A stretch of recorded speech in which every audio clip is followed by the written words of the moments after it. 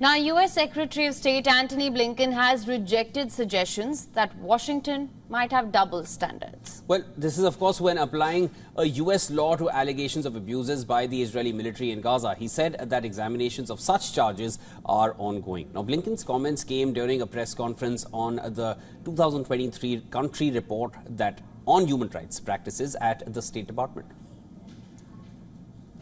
With regard to the Leahy Law report that I think you were referring to at the outset, this is I think a good example of a process that is very deliberate, that seeks to get the facts, to get all the information, that has to be done carefully, and that's exactly how we proceeded, as we proceed with any country that is the recipient of military assistance from the United States.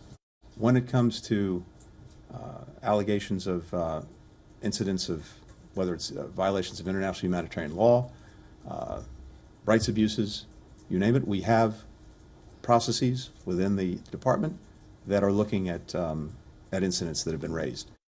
He declined to tell when those processes might produce a definitive assessment. Rights groups have flagged numerous incidents of civilian harm during Israel's offensive in Gaza.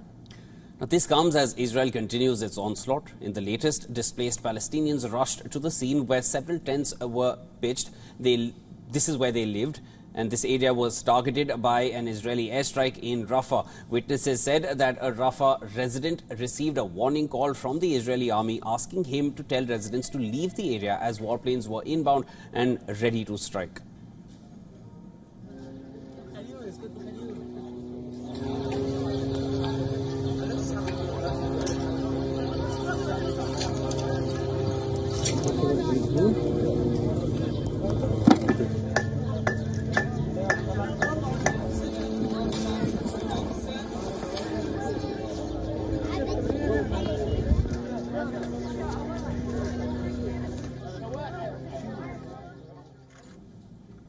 Israel is also countering strikes from neighboring Lebanon. A barrage of some 35 rockets were fired from Lebanon at the northern community near Safed as Jewish Israelis sat down for the Passover meal.